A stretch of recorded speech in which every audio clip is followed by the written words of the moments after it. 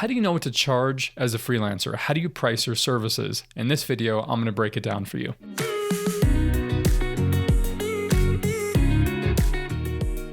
The first thing you need to do before you figure out what to charge is determine your experience level. So are you a beginner? Are you an intermediate? Are you an expert? How do you determine whether you are beginner, intermediate?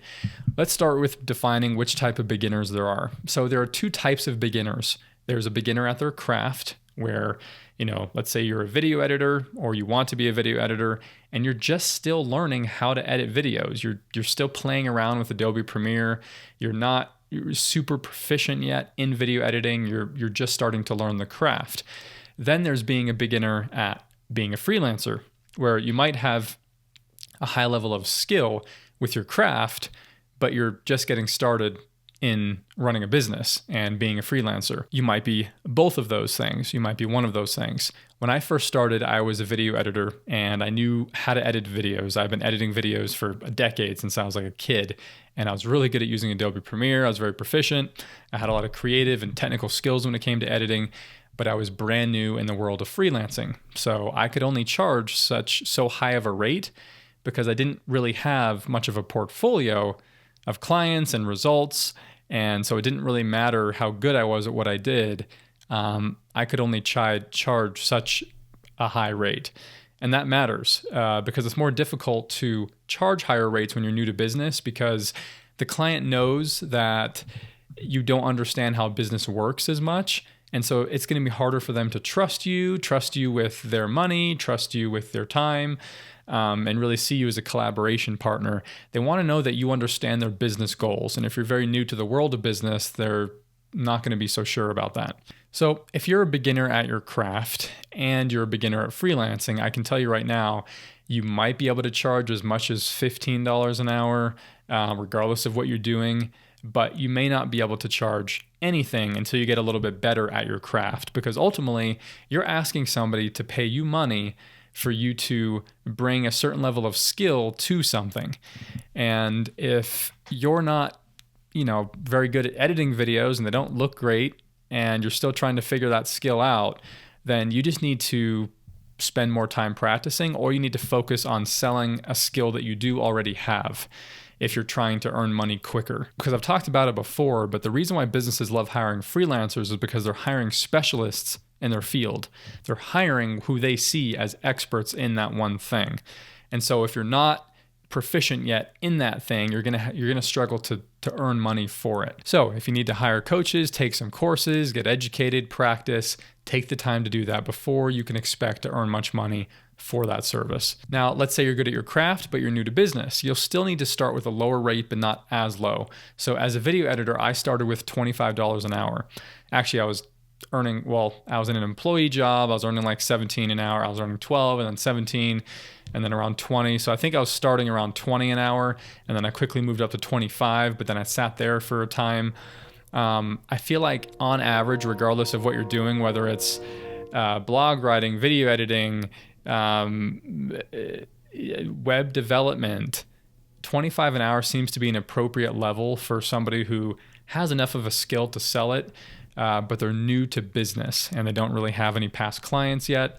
So within 1 year, I increased my rate from 25 an hour to 50 an hour. So you can increase your rate very quickly once you start to gain and build a portfolio of projects. Now, my video editing skills were close to that $50 an hour mark when I first started, but my business skills were not. When it comes down to what you can charge for a rate, it has to do with two things. One, how good are you at the thing you're selling? Two, how good are you at selling?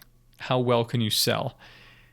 If you're not good at selling, you won't be able to communicate that the value that you do have to your clients.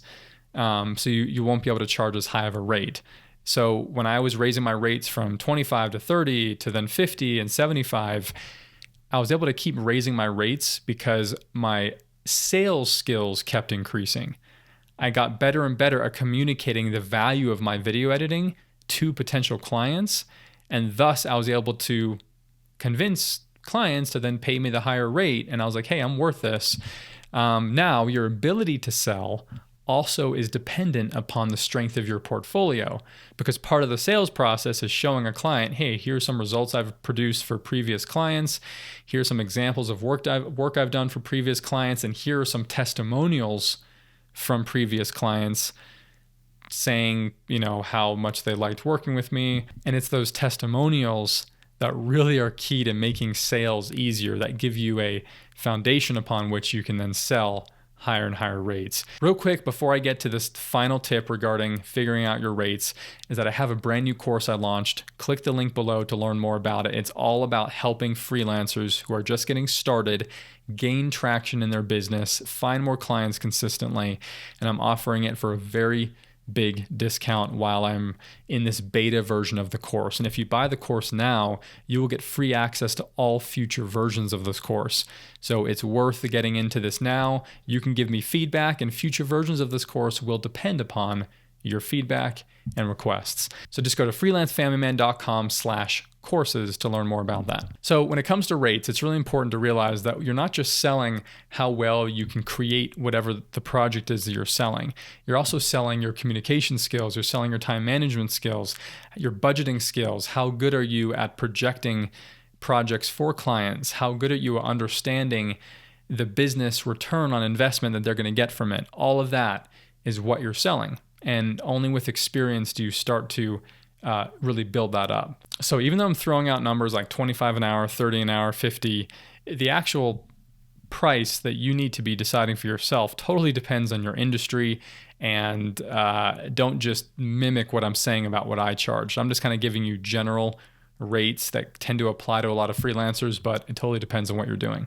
So the best way to nail down a specific rate to start with, besides figuring out, okay, am I a beginner? Am I am I a beginner at my craft? Am I a beginner at being a freelancer? Am I intermediate? Meaning, hey, have I had a few clients already? Do I have several months worth of projects behind my belt? Do I have a portfolio now that I can show a client? You can become an intermediate freelancer with only a few months. It doesn't take years to get to that level. And then, an expert, typically after you've had, I would say, around 50 clients, you can consider yourself an expert. Again, this totally depends on the type of service you're providing, but that's around when I felt like I was more in the expert category, is when I had around 50 clients worth of work and testimonials. But once you figure that out, then you need to research what other freelancers are charging. The easiest way to do that is to go to Upwork.com, type in video editors, and make sure it's filtered for talent. If that's the thing you're selling is video editing, and then start scrolling through profiles and just create a spreadsheet and start listing out all the different rates that freelancers are charging that are in the same experience level as you. If you're a beginner, only look at profiles of beginner video editors, and you can tell that they're a beginner based on whether the rate is lower than others, whether they don't have much of a profile yet, they don't have ratings and reviews yet. And look at those testimonials, look at the services they're providing, try to find somebody that's offering a service very similar to yours.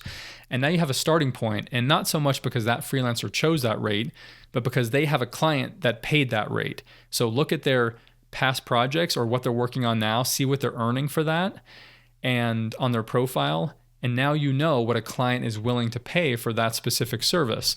And you can kind of get some averages. If you have a range of different rates, then you go in there and you create, you just calculate an average, and then you go ahead and ultimately choose a rate for yourself that you feel is best. But doing that research of what other freelancers are charging on a freelancer marketplace like Upwork is going to really help give you a starting point. And then ultimately you have to go with what you feel best about. You might have an average of 25 an hour from the different freelancer profiles that you researched, but you feel better about charging 30 an hour, then just go with that. Go with your gut on that and just test it out. Ultimately, pricing comes down to testing.